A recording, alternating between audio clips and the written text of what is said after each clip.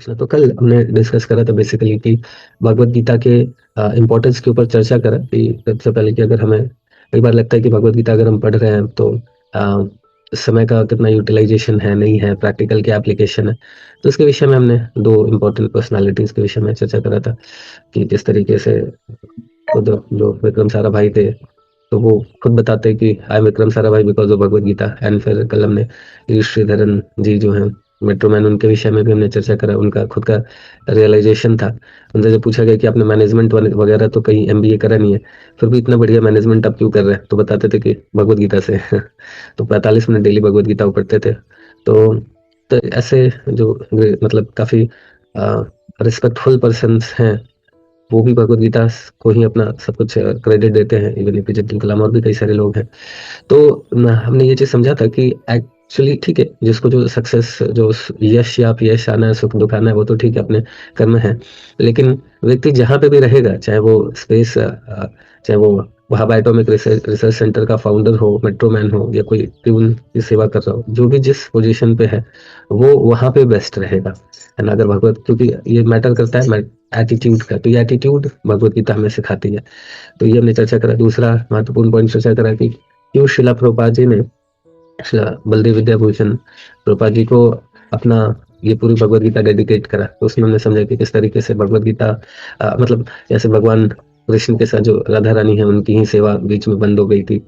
तो इस तरीके से टीका टीका लिखा श्री बलदेव विद्याभूषण जी ने भगवान की कृपा से लेस देन 18 डेज में। जैसे इवन जैसे बताया जाता है कि बाकी जो आचार्य, बाकी जो मतलब एक्चुअली वेदांत सूत्र पे टीका लिखने का काम लगभग 15 साल 20 साल, है ना, ऐसे लगता है। तो इतना समय लगता है वेदांत सूत्र पे टीका लिखने का। बट ये 18-20 दिन की अगर बात करा जाए तो इसके लिए संभव ही नहीं था, जैसे उनको टारगेट दिया गया था। बट फिर भी भगवान ने बोला कि मैं तुम्हें डिक्टेट करूंगा और तुम लिखना। एंड उसके कारण जब टीका प्रस्तुत किया गया, और ऐसा टीका था कि उसको मतलब बिल्कुल फ्लॉलेस था। तो फिर श्री बलदेव विद्याभूषण ने भी उसको दिया, नाम भी दिया गोविंद भाष्य, है ना। तो गोविंद देव जी के द्वारा लिखा गया टीका है। तो वापस से राधा रानी चाहिए थी भगवान को, तो भगवान ने सारा अरेंजमेंट करा। तो इसलिए शिला प्रभुपाद जी बलदेव विद्याभूषण जी को कहते हैं। और हम अभी पढ़ेंगे तो प्रभुपाद जी ने जितनी भी टीकाएं लिखी हैं, सारी टीकाएं श्री बलदेव विद्याभूषण जी, श्री विश्वनाथ चक्रवर्ती ठाकुर, श्री रामानुजाचार्य, माधवाचार्य, मतलब हमारे जो भी आचार्य हैं, उनके टीकाओं को प्रभुपाद जी ने प्रैक्टिकल आज के समय के हिसाब से उसको एक्सप्लेन करा है। तो ये बहुत महत्वपूर्ण है प्रभुपाद जी, क्योंकि अगर हम डायरेक्ट उन टीकाओं को पढ़ेंगे तो टीकाएं तो हम उस लायक नहीं है कि उनको सब कुछ समझ जाए। और प्रभुपाद जी की सबसे बड़ी जो ब्यूटी है, जैसे इस एक सिद्धांत चेतन प्रभु बता रहे थे कि जब मैंने आचार्यों की टीकाएं पढ़ी भगवत गीता के ऊपर, कमेंट्रीज जब पढ़ी, परपट्स पढ़ा, देन जब भगवत गीता यथारूप पढ़ा, तो फिर मुझे लगा कि माय गॉड, ये प्रभुपाद जी ने वास्तव में क्या दे दिया है। इतने सारे आचार्यों की टीकाओं को लेते हुए और प्रैक्टिकली अभी का जो इंसान है ना, कलयुगी जीवात्मा जो 8 से 10 घंटे का जॉब भी करता है, वो कैसे भगवत गीता को समझ सकता है। तो ये प्रभुपाद जी ने दिया, ये सबसे इम्पोर्टेंट प्रभुपाद जी का कंट्रीब्यूशन रहा। तो ठीक है, ये हमने सेटिंग द सीन वगैरह डिस्कस करा था। आज हम लोग थोड़ा सा चर्चा करेंगे आमुख को। थोड़ा हम लोग बेसिकली एक एक करके जिस जो रीडिंग है उसी को कर रहे हैं। तो आप में से कौन रीड करेंगे, पर हैंड रेज कर सकते हैं। ये समझ में टाइप हरे कृष्ण प्रभु, दंड प्रणाम। आमुख, सर्वप्रथम मैंने भगवत गीता यथारूप इसी रूप में लिखी थी जिस रूप में अब यह प्रस्तुत की जा रही है। दुर्भाग्यवश जब पहली बार इसका प्रकाशन हुआ तो मूल पांडुलिपि को छोटा कर दिया गया, जिससे अधिकांश श्लोकों की व्याख्याएं छूट गई थी। मेरी अन्य सारी कृतियां में पहले मूल श्लोक दिए गए हैं, फिर उनका अंग्रेजी में लिप्यंतरण, तब संस्कृत शब्दों का अंग्रेजी में अर्थ, फिर अनुवाद और अंत में तात्पर्य रहता है। इससे कृति प्रामाणिक तथा विद्वतापूर्ण बन जाती है और उसका अर्थ स्वतः स्पष्ट हो जाता है। अतः जब मुझे अपनी मूल पांडुलिपि को छोटा करना पड़ा तो मुझे कोई प्रसन्नता नहीं हुई, किंतु जब भगवत गीता यथारूप की मांग बढ़ी तब तमाम विद्वानों तथा भक्तों ने मुझसे अनुरोध किया कि मैं इस कृति को इसके मूल रूप में प्रस्तुत करूं। अतएव ज्ञान की इस महान कृति को मेरी मूल पांडुलिपि का रूप प्रदान करने के लिए वर्तमान प्रयास किया गया है, जो पूर्ण परंपरागत व्याख्या से युक्त है, जिससे कि कृष्ण भावनामृत आंदोलन की अधिक प्रगतिशील एवं पुष्ट स्थापना की जा सके।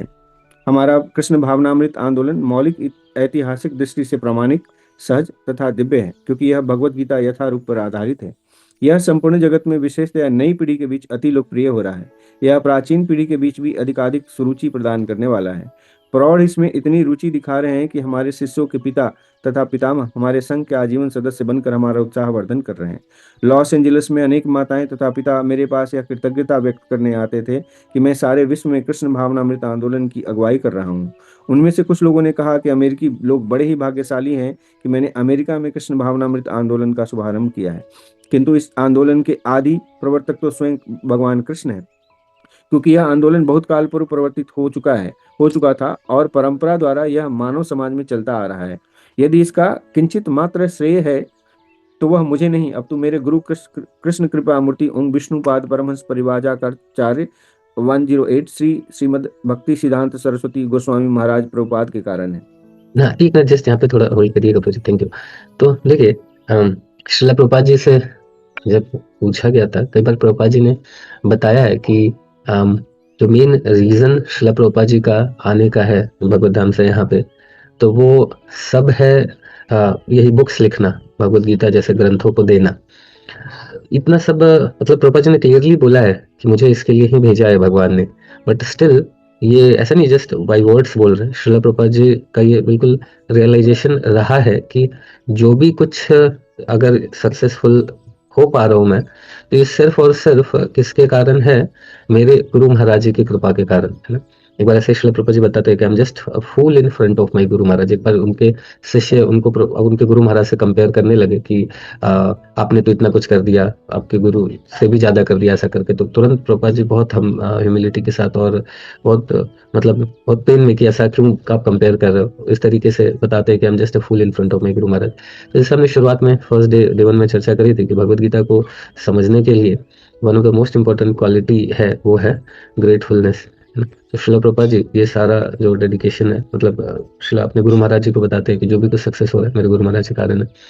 एक और महत्वपूर्ण पॉइंट है, जैसे फर्स्ट पैरा में हमने डिस्कस करा है कि श्रीला प्रभुपाद जी ने जब पहली बार प्रकाशन हुआ, इसको छोटा कर दिया गया, अधिकांश लोगों की व्याख्या छूट गई, और प्रभुपाद जी बोल रहे हैं कि मैं इससे प्रसन्न नहीं था, है ना, मुझे ये अच्छा नहीं लगा कि मुझे इसको सही तरीके से प्रस्तुत जो मैं करना चाह रहा हूँ मैं नहीं कर पाया, है ना। यहाँ पे प्रभुपाद जी देखिए बता रहे हैं, क्या था, जब मुझे अपने मूल पांडुलिपि को छोटा करना पड़ा तो मुझे कोई प्रसन्नता नहीं हुई। प्रभुपाद जी का मतलब एक बहुत इंपॉर्टेंट चीज यहाँ समझने का है, देखिए हम हमारे जीवन में, है ना, जो भी कुछ कार्य करते हैं हमारे हिसाब से थोड़ा सा भी ऊपर नीचे होता है तो हम तुरंत क्या करने लगते हैं, भगवान को कोसने लगते हैं। श्रीला प्रभुपाद जी ने ये जितना भी पेन लिया, स्ट्रगल्स मतलब एक के ऊपर एक के ऊपर एक आते ही रहे, और ये सारे स्ट्रगल उनके सर्वाइवल के लिए नहीं था, सारा स्ट्रगल किसके लिए था, भगवान की सेवा के लिए। इवन इतना स्ट्रगल करने के बावजूद भी भगवत गीता ही, अब सोचिए भगवान द्वारा एम्पावर्ड है प्रभुपाद जी, लेकिन हमारे लिए प्रैक्टिकली सिखा रहे कि हमें कभी भी हतोत्साहित तो नहीं होना चाहिए। तो वो सोचिए कि भगवत गीता को जब लिख रहे हैं उसको भी ठीक से प्रेजेंट नहीं करा जा रहा। हमें सभी को पता है कि प्रभुपाद जी ने कितना स्ट्रगल करा है अमेरिका जाने के लिए, वहां पे जाके भगवत गीता को प्रस्तुत करने के लिए, बट वहां पे भी भगवत गीता जो अल्टीमेटली प्रभुपाद जी जिसको लिखना चाह रहे थे उसको लिखने के लिए भी मतलब उसको पब्लिश करने के लिए भी इतनी सारी समस्याएं हुई है। एक और वृंदावन में लेटर्स पढ़ रहा था प्रभुपाद जी के, जो प्रभुपाद जी आप कभी जाएंगे तो वहां पे प्रभुपाद जी के कुछ लेटर्स एंड प्रभुपाद क्वार्टर में जो भी सामान वगैरह कुछ कुछ रखा हुआ है तो उसमें लेटर्स थे। तो उसमें प्रभुपाद जी जो back to Godhead magazine लिखते थे तो उसके लिए लिख रहे थे, बट जब क्या इतना उसके लिए बहुत सारा स्ट्रगल हुआ। और उसके बाद क्या हुआ कि जब वो वर्ल्ड वॉर वाला टाइम चल रहा था तो उस समय उसके मतलब उस ड्यूरेशन में क्या हुआ कि मतलब पेपर्स वगैरह को कम कर दिया गया, तो इनके उसको छापने के लिए गवर्नमेंट की तरफ से ऐसा मना हो गया था।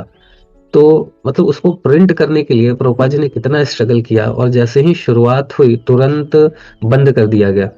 मतलब अगर हम उनकी जगह होंगे तो हम यही बोलेंगे, to hell with your bhakti and to hell with you Bhagwan, यानी क्या मजाक बना के रखा हुआ है, आप ही की तो सेवा कर रहे हैं, फिर भी आप इतना मतलब नॉन कोऑपरेटिव है ना।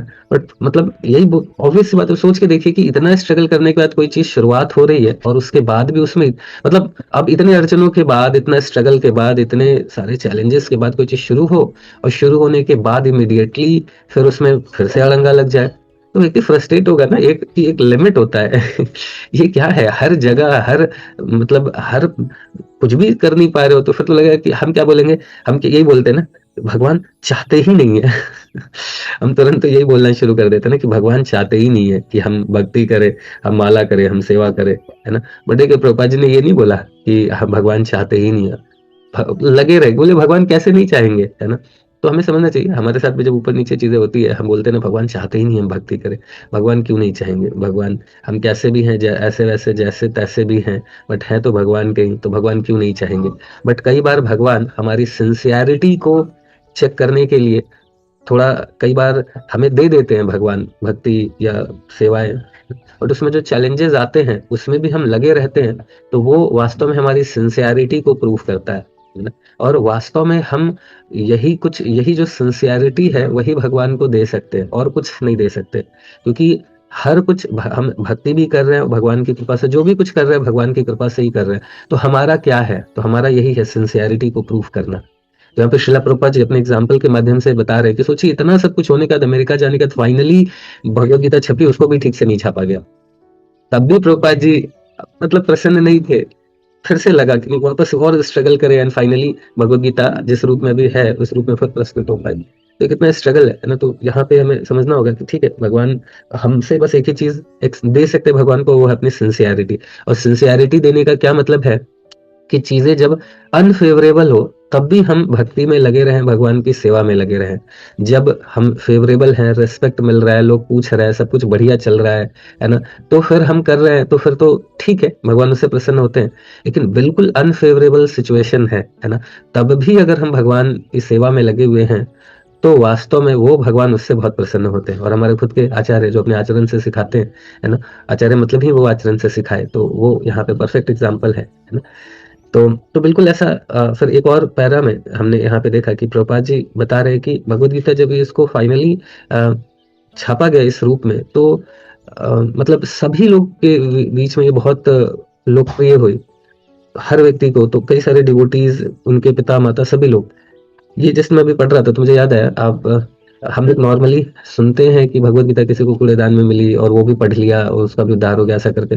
तो अभी परम पूज्य वेद व्यास प्रिय महाराज जी कुछ समय पहले ग्रेटर नोएडा वेस्ट में आए थे, तो बता रहे थे कि उनके पिताजी को भी भागवतम खैर फर्स्ट कैंटो मिला था, कूड़ेदान में मिला था। सोचे किसी ने कूड़ेदान में फेंक दिया था, उनके पिताजी ने देखा कि कोई रिलीजियस ग्रंथ है तो इसको मतलब ऐसा अपमान नहीं होना चाहिए, तो उन्होंने उठा के जस्ट उसको रख दिया, और उसको रखा तो उसके बाद फिर, और उनके पिताजी ने कभी नहीं पढ़ा, लेकिन महाराज जी ने पढ़ लिया, है ना। महाराज जी ने पढ़ा, एंड देन फिर उसके बाद वो इस्कॉन में मतलब धीरे धीरे भक्तों से मिले, फिर आज के समय वो इतने सुंदर तरीके से मिलियंस लोगों को इंस्पायर कर रहे हैं भगवान की भक्ति में।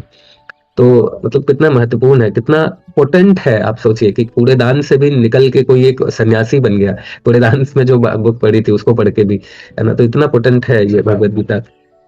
अब एक छोटा सा पॉइंट और है कि क्यों भगवत गीता यथारूप ही प्रभुपाद जी ने क्यों बोला, थोड़ा सा कल इसके ऊपर हमने चर्चा करी थी, थोड़ा सा जस्ट इसको और बताते हैं कि प्रभुपाद जी ने क्यों इसको यथारूप बोला है। कई बार हम देखते हैं कि प्रभुपाद जी ने तो बस इसमें भक्ति को ही इम्पोर्टेंस दिया है, तो इसको यथारूप कैसे कह सकते हैं। तो इसके ऊपर हमने एक तो पॉइंट कल चर्चा करा था कि भगवत गीता यथारूप इसीलिए क्योंकि जो कंक्लूजन है भगवत गीता 18वां अध्याय कंक्लूजन है, और 18वें अध्याय में भी जो 65वां और 66वां श्लोक है 65 एंड 66, वो पूरे भगवत गीता को कंक्लूड करता है कि उसमें जैसे बताया जाता है कि भगवान बोलते हैं कि मेरे भक्त बनो, मेरे विषय में स्मरण करो, है ना। तो और ये भगवान, ये सोचिए कि भगवान का अहंकार नहीं है। कई बार लगता है कि यार भगवान ऐसा है, भगवान कैसे ऐसे बोल सकते हैं मेरा भक्त बनो, है ना, मुझे रेस्पेक्ट करो, मेरा नाम का जप करो, ये क्या मजाक है। भगवान इतने मतलब भगवान शुड बी हम्बल। लेकिन समस्या क्या है कि हम इतने नीचे धम पापी हैं कि पिताजी को बताना पड़ता है बेटा मैं तुम्हारा बाप हूँ, है ना, थोड़ा सा मेरे आगे हाथ जोड़ लिया करो, है ना, थोड़ा मुझे पूछ लिया करो। तो ये हम इतने नालायक है कि पिताजी को खुद से बताना पड़ रहा है ना, कि हम इतने इग्नोरेंस में हैं। तो भगवान अपनी कॉजलेस मर्सी के द्वारा के कारण हम सभी को बता रहे कि आप मेरी भक्ति करो, है ना, क्योंकि जब तक हम नहीं करेंगे तो हम दुखी रहेंगे, हम फ्रस्ट्रेटेड रहेंगे, हम परेशान रहेंगे। इसीलिए भगवान बता रहे हैं, भगवान को खुद को बताना पड़ रहा है कि देखो आपके सारी समस्याओं का प्रॉब्लम इसलिए क्योंकि आप मेरे से दूर हो, है ना। जब बच्चा बहुत सफर करता है तो पिताजी फिर उसको समझाते हैं कि तुम घर क्यों नहीं आ जाते हो, तुम इतना स्ट्रगल कर रहे हो, प्लीज आ जाओ मेरे घर, साथ में रहो, बहुत प्रेम से रहेंगे हम लोग, ऐसा करके बट बच्चा कहता है नहीं मुझे अभी आपके आपके जैसा बन के दिखाना है, आपके आप आपसे थोड़ा जब द्वेष हो जाता है पिताजी से भी कि अभी मैं भी अपना कमाऊंगा, अपना खाऊंगा, है ना, मैं आपको क्यों सुनूं, है ना, मैं अपना सुनूंगा, तो थोड़ा सा वो प्रस्तुत कर देते हैं कई बार। तो वही स्थिति है, तो भगवान को बताना पड़ रहा है कि मेरी भक्ति करो, है ना। फिर भगवान, फिर हम और वो करते करते कितने सारे पाप करते रहते हैं, फिर उसको झेलते रहते हैं, तो भगवान बोल रहे कोई बात नहीं, अभी जो किए सो किए, कोई दिक्कत की बात नहीं है, सबको त्याग करके अब तुम आप मेरे शरण में आ जाओ, और मैं आप अच्छे से भक्ति करो, बाकी सारे पापों को मैं आपको छुटकारा दे दूंगा, आप टेंशन मत लो, है ना, जस्ट सरेंडर इनटू मी। तो ये कंक्लूजन है भगवत गीता का। तो ये कंक्लूजन शिला प्रभुपाद जी ने एक्सप्लेन करा है हर जगह, भक्ति योगा इसलिए महत्वपूर्ण है सबसे ज्यादा, इसलिए प्रभुपाद जी ने भक्ति योग को ही बताया है। दूसरा ये भी है कि जो ट्रांसफॉर्मेशन है, ट्रांसफॉर्मेशन को जितने जो लोगों के हृदय में ट्रांसफॉर्मेशन भगवत गीता यथारूप पढ़ने से आया है, कितने सारे भगवत गीता की कॉपीज हैं बट उसको पढ़ के लोग भक्त नहीं बन रहे, बट प्रभुपाद जी की भगवत गीता पढ़ के इतने सारे लोगों के अंदर जो ट्रांसफॉर्मेशन आया, सरेंडर करा उन्होंने भगवान को, तो ये सबसे बड़ा प्रूफ है जिसे हम समझ सकते हैं। बाकी एक और पॉइंट है कि भक्ति योगा ही सबसे महत्वपूर्ण क्यों, देखिए भगवद गीता में बेसिकली 4 योग बताए गए, कर्म योग, ज्ञान योग, है ना, और ध्यान योग जिसको अष्टांग योग भी कहते हैं, और भक्ति योग। लेकिन भक्ति सबसे इंपॉर्टेंट इसीलिए भगवद गीता में देखते हैं कि भक्ति को बिल्कुल बीच में रखा गया है ना। जैसे बताया जाता है कि बाकी जो 18 चैप्टर्स है उसमें फर्स्ट चैप्टर्स और जो लास्ट 6 चैप्टर्स है ये क्या है कि मतलब एक उसको क्या कहते हैं कि मतलब एक आभूषण को, ज्वेलरी को एक बक्से में रखा गया है। तो पहला 6 चैप्टर और लास्ट का 6 चैप्टर ये लीड है, तो उसका कवर है, ढक्कन है, और बीच में जो ज्वेल है, वास्तविक ज्वेल भगवत जो भक्ति योग, उसको बीच में, बीच के 6 चैप्टर्स में रखा गया है। और क्यों महत्वपूर्ण है ऐसे भी समझ सकते हैं कि देखिए कर्म मतलब भक्ति इज कॉमन इन ऑल योग। योग मतलब क्या है, कनेक्ट करना, योग का मतलब यही होता है ना, कनेक्ट करना। तो भक्ति योग के बिना अगर कोई व्यक्ति भक्त नहीं, जैसे कर्म योग क्या है, भगवान को कर्म अर्पण करना, भगवान की प्रसन्नता के लिए। तो अभी अगर जितने भी जो प्रभु जी जॉब कर रहे हैं, है ना, या माता जी जो भी जॉब कर रहे हैं, वो सैलरी किसको दे सकते हैं, किसके लिए कर्म कर रहे हैं, अपने परिवार के लिए, बच्चे के लिए, क्यों, क्योंकि उनसे प्रेम करते हैं, तभी तो उनको अर्पण कर रहे हैं, पड़ोसी को तो जाके दे नहीं सकते, है कि नहीं। तो कर्म योग तब करना तभी संभव हो पाएगा जब व्यक्ति के हृदय में प्रेम है, जब भक्ति है, तभी वो कर्म योग भी कर पाएगा। और दूसरा इसको ऐसे भी समझ सकते हैं कि कोई जैसे ये इस बात से भी समझ सकते हैं कि कोई मतलब भक्ति कर्म कर सकता है, ठीक है, कर्म कर रहा है, अगर भक्ति नहीं है और तो भी कर्म कर सकता है, लेकिन अगर खैर इसको मैं इस तरह से समझाता हूँ कि अगर जैसे भक्ति इज कॉमन इन ऑल योग, अगर देखिए अगर कोई व्यक्ति भक्त है तो देखिए ध्यान भी उसी व्यक्ति का करेगा ना जिससे उसको प्रेम होता है। जैसे अगर किसी को लड़के लड़की से ही प्रेम हो जाता है तो उसका ध्यान भी करेगा, है ना, मतलब अगर भक्ति किसी की हम भक्ति कर रहे हैं तो ध्यान भी अपने आप करेंगे, उसके लिए कर्म भी अपने आप करेंगे, है ना, तो कर्म योग भी आ गया। अगर उससे प्रेम कर रहे हैं तो उसका अपने आप ध्यान भी होगा, है ना, और उसके विषय में अपने आप ज्ञान भी अर्जित करते हैं कि अच्छा वो कैसा है, कहाँ रहता है, क्या करता है। तो अगर भक्ति योग है, अगर भक्ति है तो भक्ति ये मतलब भक्ति is also common in other yoga. अगर भक्ति कर रहे हैं तो उनके लिए कर्म भी करेंगे, उनका ध्यान भी करेंगे, है ना, उनके विषय में ज्ञान भी प्राप्त करेंगे। लेकिन अगर ज्ञान योग का प्रैक्टिस कर रहे हैं तो जरूरी नहीं है कि प्रेम करें। हम अभी ऑफिस में भी जो हम जॉब कर रहे हैं उसमें काम करते हैं, बट जरूरी नहीं है कि उस काम से हम प्रेम करें, कर भी सकते नहीं भी कर सकते, बट जरूरी नहीं है, समझ रहे ना। लेकिन अगर भक्ति कर रहे हैं तो ऑब्वियस सी बात है कि उनका ध्यान भी करेंगे, उनके विषय में नॉलेज भी एक्वायर करेंगे, उनके लिए कार्य भी करेंगे, है ना। तो भक्ति योग सभी में कॉमन हो जाता है, बट जरूरी नहीं कि हम ध्यान कर रहे हैं तो उनको प्रेम भी करें, है ना। उसी तरीके से हम कर्म भी कर रहे हैं, बट कर्म कर रहे हैं बट जरूरी नहीं कि हम प्रेम भी करें।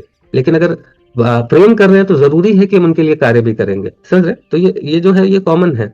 उसी तरीके से ध्यान भी लगाना, अगर हम कहीं पे ध्यान लगाते हैं, किसी काम पे ध्यान लगाते हैं, जरूरी नहीं है कि प्रेम भी करें, लेकिन अगर प्रेम कर रहे हैं तो जरूर उन व्यक्ति पे ध्यान लगाएंगे, है ना।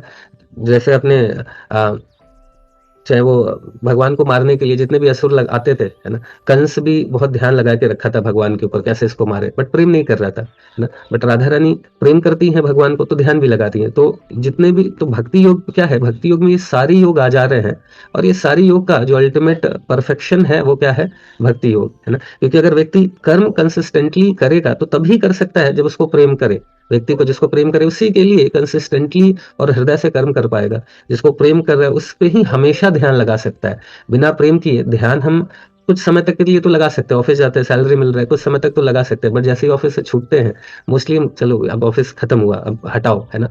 लेकिन जिसको प्रेम कर रहे हैं हमेशा उसके विषय में सोचते रहते हैं, तो कंसिस्टेंटली तभी हम कर पाएंगे ध्यान योग भी प्रैक्टिस, जब वो प्रेम हो, जब वो भक्ति हो, है ना। उसी तरीके से ज्ञान भी, ठीक है, हमें हम जैसे अभी कोई जैसे कई बार डिवोटीज बोलते हैं कि अभी प्रमोशन के लिए हमें क्या करना पड़ रहा है ना, हमें कुछ सी प्लस कोई कोर्स करना पड़ रहा है तभी प्रमोशन देते हैं, तो क्या होता है कि बस ये ऑब्लिगेशन है, कैसे भी करके ये कोर्स कर लो, है ना, क्योंकि प्रमोशन नहीं मिलेगा, तो ज्ञान अर्जित कर रहे हैं पर्टिकुलरली उस कोर्स के लिए, बस उसके बाद खत्म हुआ, ठीक है, प्रमोशन मिल गया, अभी भूल जाते हैं, है ना। लेकिन अगर जिससे हम प्रेम करते हैं तो हमेशा प्रयास करते हैं कि उनको क्या अच्छा लगता है, उनको क्या नहीं अच्छा लगता है ना, हर चीज जानने की कोशिश करते हैं, समझ रहे। तो ये अल्टीमेटली जो भक्ति योग है, एक तो हमने पॉइंट डिस्कस किया कि भक्ति योग कॉमन है सारे योग में, और दूसरा ये है कि बिना भक्ति योग के, बिना भक्ति के हम और कोई योग प्रैक्टिस कर भी नहीं पाएंगे लंबे समय तक, है ना। और तीसरा ये है कि सारे योग जब अल्टीमेटली मतलब इनका परफेक्शन भक्ति योग में ही आता है, भक्ति योग के बिना लंबे समय तक हम टिक नहीं सकते हैं। खैर आगे हम लोग जब इसके ऊपर चर्चा करेंगे तो और इसको डिटेल में समझेंगे कि किस तरीके से कर्म विथ डिटैचमेंट करते हैं तो ज्ञान योग आता है, योगा लैडर करके हम लोग जब आगे डिस्कस करेंगे तो उसके ऊपर और चर्चा करेंगे। अभी के लिए जस्ट मैं यही पॉइंट शेयर करना चाह रहा था कि क्यों भक्ति योग सबसे महत्वपूर्ण है, और क्यों शिला प्रभुपाद जी ने इस भगवत गीता यथारूप बोला है ना। तो ये इंपॉर्टेंट है इसको समझना, ठीक है, क्योंकि प्रभुपाद जी भक्ति योग कंक्लूजन जो भगवत गीता का है उसको प्रभुपाद जी ने हर जगह प्रस्तुत किया, इसलिए इसको यथारूप बोला है। जो ट्रांसफॉर्मेशन भगवत गीता पढ़ने के बाद हर किसी के हृदय में होना चाहिए, वो प्रभुपाद जी ने वो जो ट्रांसफॉर्मेशन और प्रभुपाद जी की भगवत गीता पढ़ के होता है ना। एंड तीसरा ये भक्ति योग को हमने देखा कि किस तरीके से ये सारे योगों में कॉमन है, और फिर सारे योग का जो परफेक्शन है वो भक्ति योग में आता है, तो इसलिए भक्ति योग इंपॉर्टेंट है और प्रभुपाद जी ने उसको एक्सप्लेन किया है, इसलिए यथारूप बोला है ना। तो ये सारे पॉइंट्स से हम समझ सकते हैं। बाकी ये भी है कि प्रभुपाद जी ने कुछ भी इसको अपने अपने मेंटल स्पेकुलेशन से नहीं बोला है, जो भी प्रभुपाद जो पूर्ववर्ती आचार्य हैं, प्रीवियस आचार्य हैं, उनके जो टीकाएं हैं उसको प्रभुपाद जी ने एक्सप्लेन करा है ना। तो ये सारे इंपॉर्टेंट पॉइंट्स हैं, ठीक है किसी का और इससे रिलेटेड कुछ भी प्रश्न है तो एक बार पूछ सकते हैं, है ना, क्योंकि ये बहुत इंपॉर्टेंट है। कई बार लोग ये पॉइंट बोलते हैं कि मतलब ये भगवत गीता यथारूप कैसे हुई, जब बिल्कुल एज इट इज समझाना चाहिए ना। तो जहाँ पे ज्ञान है सिर्फ ज्ञान के विषय में बात करें, भक्ति के विषय में नहीं बात करना चाहिए। अगर कर रहे हैं तो फिर एज इट इज कैसे होगी, एज इट इज तत्व तत्व से होगी, कि जो कंक्लूजन समझाना चाह रही है भगवत गीता, उस कंक्लूजन को जो बता रहा है वही तो एज इट इज हुआ ना। अगर हम कोई अगर कंक्लूजन ही नहीं समझ रहे हैं तो फिर फायदा क्या हुआ। तो एज इट इज इसलिए कि ultimate conclusion of Bhagavad Gita जो सरेंडर करना है भगवान को, वो अगर सिखा रही है भगवत गीता तो इट मीन्स कि भगवत गीता यथारूप है ना? तो ये इंपॉर्टेंट पॉइंट था। इससे रिलेटेड अगर किसी का कुछ भी प्रश्न है तो पूछ सकते हैं, नहीं तो कल आगे फिर हम लोग डिस्कशन करेंगे।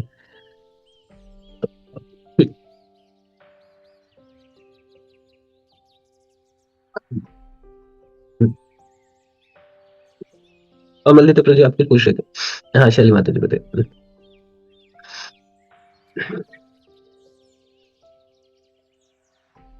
हाँ माता जी बताइए माता। हरे कृष्णा प्रभु जी, दंडवत प्रणाम। हरे कृष्ण प्रभु जी। जी, अभी हम जैसे बात करते हैं कि मतलब हमें पॉजिटिव ही रहना होता है और ये ग्रेटिट्यूड और ये सब फॉलो करना होता है, ग्रेटनेस। लेकिन कई बार ऐसा होता है ना कि हम अपने आप को बदलने की कोशिश कर रहे हैं भगवत गीता सब पढ़ के समझ के, लेकिन जो हमारे आसपास लोग हैं वो हमारे प्रीवियस मतलब बिहेवियर को जानते हैं, तो वो क्या होता है ना कि बहुत बार वो रिपीट करते हैं उसको, बार बार वही वही चीज दोहराते हैं कि तुम ऐसे थे वैसे थे मतलब वही बोलते रहते हैं बार बार कि आपका बिहेवियर तो चेंज ही नहीं हुआ। और उस पे पॉइंट आउट भी कर देते हैं कि आप क्या ही अध्यात्म कर रहे हो, आप तो बिल्कुल बदले नहीं हो या बदल नहीं रहे हो। ऑल्दो हम ट्राई कर रहे हैं, इतनी जल्दी तो नहीं बदलते हैं हम लोग और हमारे अनर्था इतनी जल्दी नहीं निकलते हैं।